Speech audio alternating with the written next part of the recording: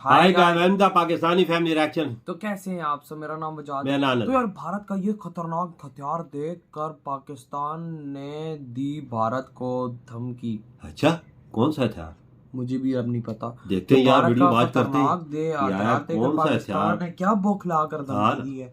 तो कौन करते हैं स्टार्ट। दोस्तों, भारत जब भी किसी नए और शक्तिशाली हथियार को खरीदने की तरफ आगे बढ़ता है तो हमारे दो पड़ोसी देश यानी चीन और पाकिस्तान अक्सर इसका पुरजोर विरोध करने के लिए आगे आ जाते हैं। और इन दोनों देशों का विरोध हमें तब भी देखने को मिला जब हमने रूस से S-400 एयर डिफेंस सिस्टम खरीदने का ऐलान किया था और सीमा पर ब्रह्मोस मिसाइल तैनात करने का फैसला लिया। और इसी की कड़ी में अब पाकिस्तान की तरफ से भारत द्वारा खरीदे जाने वाले एक ऐसे हथियार को लेकर विरोध करना शुरू किया जा चुका है जो इस रीजन में पावर बैलेंस को हमेशा के लिए बदल देगा। क्योंकि भारत अमेरिका से जिस शक्तिशाली ड्रोन की खरीद करने का फैसला कर चुका है, इसकी टक्कर का कोई भी ड्रोन पाकिस्तान के पास तो फिलहाल नहीं है। और यही वजह है कि पाकिस्तान भारत पर दबाव बनाना चाहता है और इसके लिए वे दुनिया भर के देशों के सामने चिल्ला रहे हैं। दरअसल दोस्तों, जब पीएम मोदी अमेरिका गए थे तो पिछले काफी महीनों से डिस्कशन में चल रही एक डील पर आखिरी फैसला लिया गया कि भारत अमेरिका से कई अरब डॉलर की कीमत पर 31 MQ-9B रीपर ड्रोन खरीदेगा, जो फिलहाल अपनी श्रेणी में दुनिया के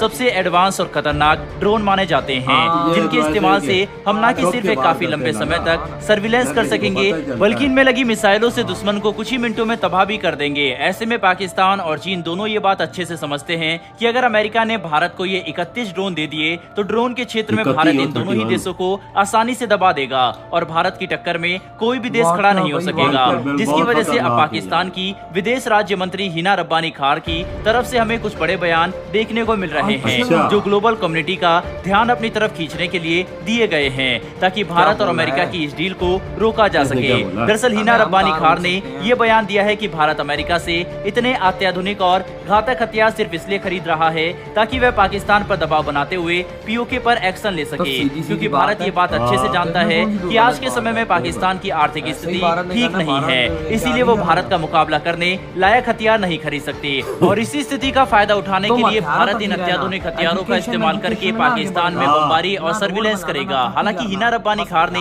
ये बात भी कही है कि भारत को ये नहीं सोचना चाहिए कि पाकिस्तान भारत की इन हरकतों का जवाब नहीं दे सकता, बल्कि वह हमारे MQ-9B ड्रोन्स को काउंटर करने के लिए चीन से CH-4 ड्रोन्स खरीदेंगे, जो MQ-9B की ही चाइनीज कॉपी है, जिसे चाइना ने अमेरिकन ड्रोन की टेक्नोलॉजी चुराकर विकसित किया है। हालांकि ये बात पूरी दुनिया जानती है कि चीन के ड्रोन अमेरिकी ड्रोन के मुकाबले कहीं पर भी नहीं ठहरते, इसीलिए पाकिस्तान चाहे कुछ भी कर ले, यहाँ पर अपर हैंड भारत के पास ही रहेगा।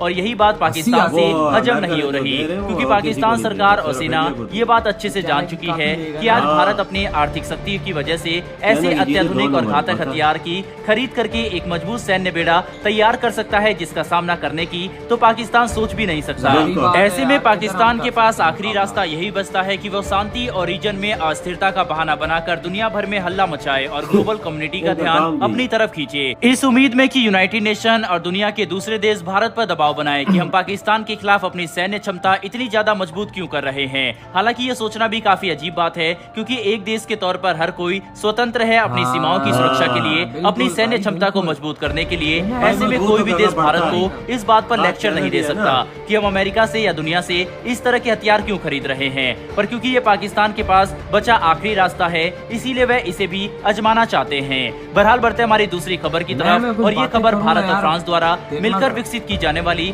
परमाणु पनडुब्बियों की तरफ से निकलकर सामने आ रही है, जिसकी बातचीत से अब एक काफी बड़ी अपडेट निकलकर सामने आई। दरअसल लेटेस्ट रिपोर्ट के मुताबिक फ्रांस ने भारत के साथ इस प्रोग्राम के तहत काम करते हुए पंप जेट्स प्रोपल्सर को साथ में मिलकर विकसित करने पर काफी रुचि दिखाई, जिससे भारत काफी प्रभावित हुआ, क्योंकि पंप जेट प्रोपल्सर एक ऐसा उपकरण है जो किसी भी परमाणु पनडुब्बी की प्रोपल्सन मैन्युवरेबिलिटी और स्टेल्थ फीचर पर काफी गहरा असर डालता है। इसी वजह से भारत इस टेक्नोलॉजी को विकसित करने में देर नहीं करना चाहता, और क्योंकि फ्रांस भारत के साथ मिलकर न्यूक्लियर अटैक सबमरीन प्रोग्राम में नॉन न्यूक्लियर टेक्नोलॉजी देने के लिए तैयार है, इसीलिए हम इस क्षेत्र में फ्रांस के साथ काम कर सकते हैं, जो हमारे न्यूक्लियर सबमरीन प्रोग्राम के लिए काफी बड़ा एडवांटेज होगा। यहाँ पर यह बात भी काफी महत्वपूर्ण है कि ये नई टेक्नोलॉजी एक ऐसे समय पर निकलकर सामने आई है जब भारतीय प्रधानमंत्री नरेंद्र मोदी अगले कुछ ही दिनों में फ्रांस के बस्तिल डे परेड में चीफ गेस्ट के तौर पर शामिल शामिल होंगे, जहां पर उनका एक भव्य स्वागत किया जाएगा और इस दौरान भारत फ्रांस के संबंध काफी ज्यादा मजबूत होंगे। ऐसे में ये कहना गलत नहीं होगा कि अब दोनों देश एडवांस टेक्नोलॉजी के क्षेत्र में मिलकर काम करने के लिए तेजी से कदम बढ़ा रहे हैं, जो दोनों देशों के द्विपक्षीय संबंधों में एक मजबूत पिलर की तरह काम करेगा।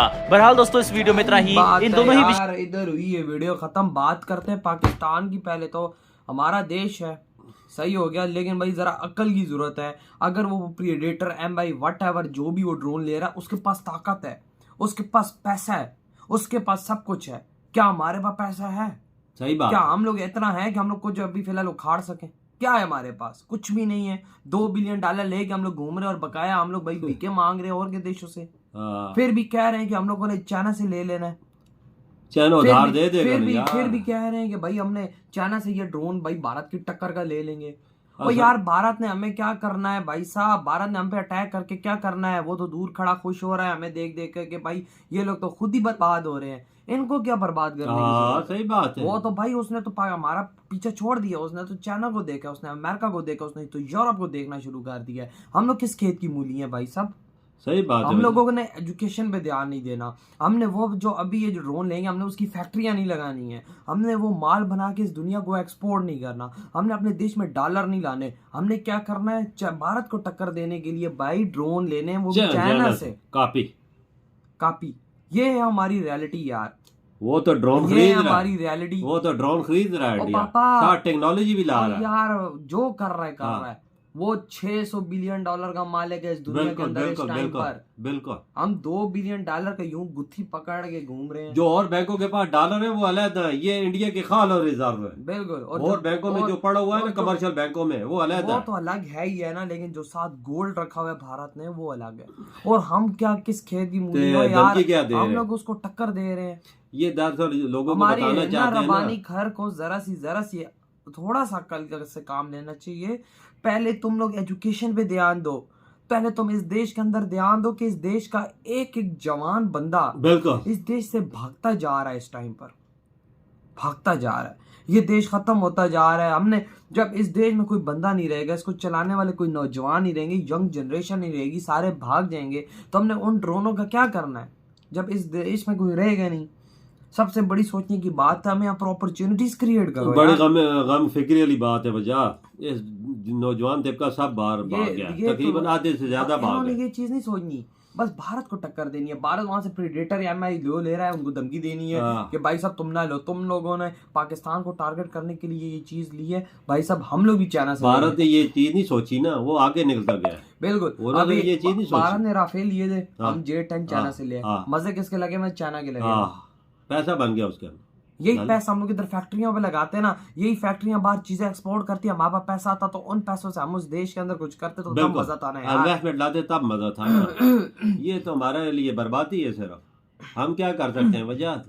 अगर हम इंडिया तो अगर ये तो 35 ले रहा है, इंडिया तो 100 भी ले सकता है। इंडिया 600 भी ले सकता है, खुलेआम ले सकता है। इतनी आर्मी बड़ी वो खड़ी कर सकता है कि इस दुनिया की सबसे बड़ी आर्मी इस टाइम भारत खड़ी कर सकता है। इस दुनिया के सबसे बड़े बड़े हथियार इस टाइम भारत। मैं समझता हूँ इंडिया का पाकिस्तान भी दुश्मन हो सकता है, पर चाइना बहुत बड़ा दुश्मन है। वो बहुत बड़ा मुल्क, उसको काउंटर करने के लिए इंडिया को हर चीज अपनी सेना को मजबूत करना पड़ता है। पापा अभी हम लोग फिलहाल भारत के सामने चूंटी और हाथी है।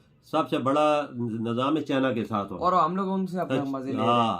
और भाई अपने एजुकेशन पे ध्यान दो, अपने देश के अंदर ध्यान दो यार। हमारा देश खत्म हो रहा है, बस करो यार।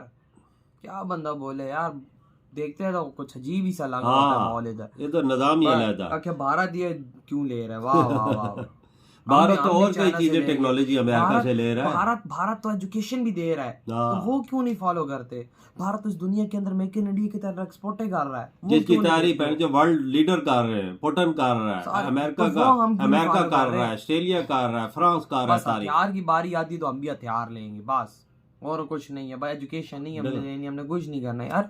अपने आप को हमें सुधारना पड़ेगा, इन चीजों में कोई नहीं रहेगा। भारत नहीं अटैक करने वाला। नहीं। उसने हम पे ध्यान देने छोड़ दिया, वो खुद दूर खड़े हो गया हंस रहा है हम पर कि भाई साहब ये तो खुद ही बर्बाद हो रहे हैं, मुझे क्या जरूरत है? तो यार आप लोग बताएं यार, आप क्या थॉट है हमारी इन बातों पर? इधर वीडियो खत्म कर दो।